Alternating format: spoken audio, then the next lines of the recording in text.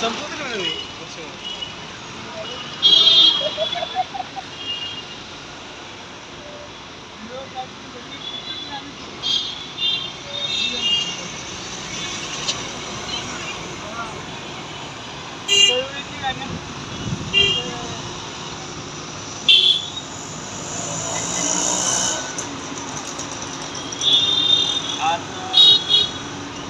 कविता विजय कवटकर आणि दिव्यांग human right फेडरेशनचे संघादार Netaji Chaudhari Ashok Kamble, त्याचप्रमाणे दिव्यांग ह्युमन राईट फेडरेशनचे राष्ट्रीय अध्यक्ष प्राध्यापक भरत यादव सर या ठिकाणी आज साखळी उपोषणाचा आक्रोश उपोषणाचा सत्याग्रहाचा 21वा दिवस आहे। या 21व्या दिवशी आम्ही या शासनाच्या विरुद्ध आणि पोलीस प्रशासनाच्या विरुद्ध आणि गुंडशाही असलेले बिल्डरशाही घळं बरकवणारी टोळी दहशतवादी टोळी या दिवा शहरात आणि ठाणे शहरामध्ये आहे। या ठाणे शहरामध्ये आणि दिवा शहरामध्ये लोकांना लुटणारे टोळे या ठिकाणी निर्माण झालेले आहे। लोकांचे घरं बळकवणे हा त्याचा धंदा आहे आणि बेकायदेशीर अनाधिकृत बांधकाम करणे आणि लोकांना लुबाडणे अशा प्रकारची व्यवस्था या ठाणे शहरात निर्माण झालेली आहे। या ठाणे शहरामध्ये आणि या दिव्या शहरामध्ये जे काही शोषण होत आहे लोकांचं आणि महिलांवरती जो काही अन्याय होत आहे, त्याचप्रमाणे ज्येष्ठ नागरिकांवरती जो अन्याय होत आहे, दिव्यांगांवरती जो अन्याय होत आहे, या अन्यायाविरुद्ध या अत्याचाराविरुद्ध दिव्यांग ह्युमन राईट फेडरेशन आज 21 दिवसापासून या ठिकाणी कवटकर फॅमिलीच्या पाठीशी उभे आहे। सतत 2022 पासून जे काही प्रदीप जसवाल असेल, आकाश पिंगळे असेल, सुभाष गजरे असेल, त्याचप्रमाणे भारती काळा आणि प्रकाश काळा हे संघटन करून आणि एकत्रपणे या लोकांना त्रास देत आहे।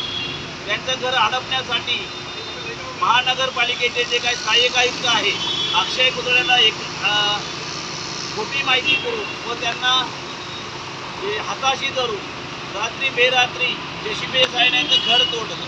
या घरामध्ये 400-500 गणपती बाप्पाच्या मूर्ती तोडल्या गेलेल्या आहेत, त्यांचं घर उद्ध्वस्त केलेलं आहे।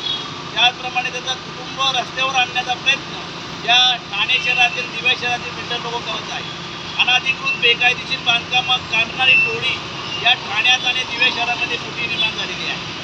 जशाप्रमाणे दिव्या शहर हे काय बीड आहे काय, बीडमध्ये जसं आक्का बोका खोका ज्याप्रमाणे महिलांवरती त्याचप्रमाणे लोकांवरती अन्याय करत आहे, ठार करत आहे, गुन्हेभंग करत आहे, बलात्कार करत आहे, अशीच प्रकारची व्यवस्था या दिव्या शहरामध्ये आणि या ठाणे शहरामध्ये विशेषतः मोठ्या प्रमाणात निर्माण झालेली आहे। आम्ही केंद्र सरकार आणि राज्य सरकारला विनंती करतो की तुमच्याकडे जे काही CBI खातं आहे, या CBI खातं त्याचप्रमाणे शायडी खातं त्याचप्रमाणे SIT नेमून या ठिकाणी बिहार नगरमध्ये जे काही अनाधिकृत बांधकाम survey number 21, survey number 17-1, survey number 17-2 या ठिकाणी मोठ्या प्रमाणावरती बेकायदेशीर अनाधिकृत अनलिगल बांधकाम चालू आहे।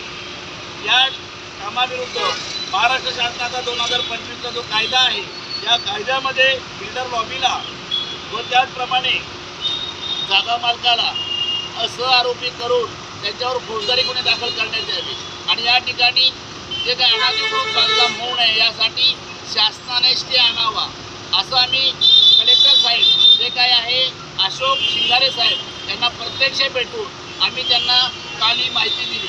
त्यांनी त्याच्यावरती तत्काळ चौकशीचे आदेश आणि त्यावर कारवाई करण्याचे आदेश माननीय कलेक्टर साहेब अशोक शिंगारे साहेबांनी दिलेले आहेत। त्यांनी CP साहेबांना डायरेक्शन देऊन त्याच्यावरती कारवाई करायला आदेश काढलेला आहे। त्याचप्रमाणे आज आम्ही जे काही ठाणे शहराचे DCP बुरशे साहेब या बुरशे साहेबांना भेटून या महिलेवर जो अन्याय झालेला आहे, मारहाण झालेली आहे, त्या महिलेला बेशुद्ध पडेपर्यंत मारलेलं आहे, तिचं घर तोडतात, रात्री बेरात्री दगडफेक करून तिचं घर तोडण्याचा प्रयत्न, गाड्या तोडण्याचा प्रयत्न झालेला आहे, तिला जाळून ठार मारण्याचा प्रयत्न केलेला आहे।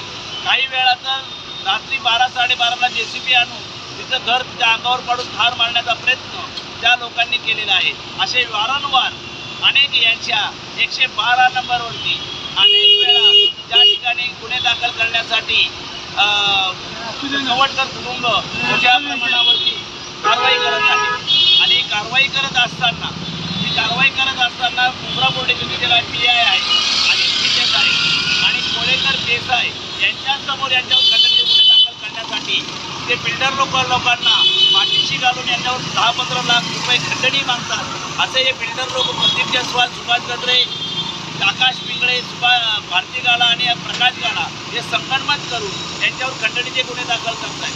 अशी मागणी त्या ठिकाणी केली.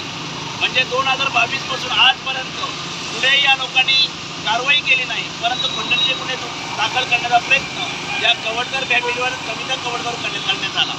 त्याचप्रमाणे यांना साथ देणारे ते दिव्यांग ह्युमन राईट फेडरेशनचे संस्थापक राष्ट्रीय अध्यक्ष प्राध्यापक भरत जाधव यांच्या वेगावर बोलून ऑपरेशनसाठी 25 लाखाची खंडणी मागतो असा आरोप केला गेला. ते सगळं CCTV कॅमेऱ्यामध्ये मुंब्रा पोलीस स्टेशनमध्ये आहे. त्याचप्रमाणे आमच्याकडेही याचं रेकॉर्डिंग आहे. हे सगळे पुरावे असताना आज 21 दिवस झालेले आहे, तरी कुठल्याही प्रकारचे मुंब्रा पोलीस स्टेशनचे PI कुठल्याही प्रकारचा FIR दाखल करत नाही. म्हणजे या ठिकाणी शासन जी व्यवस्था आहे ही शासन व्यवस्था लोकशाहीची आहे की या ठिकाणी हुकुमशाहीची आहे हेच आम्हाला कळत नाही. सर्वसामान्य लोक भयभीत झालेले आहेत. असे अनेक प्रसंग या ठाणे शहरात, दिवा शहरात घडत असताना कुठल्याही प्रकारची कारवाई केली जात नाही. आम्ही शासनाला विनंती करतो की यावरती कारवाई करा.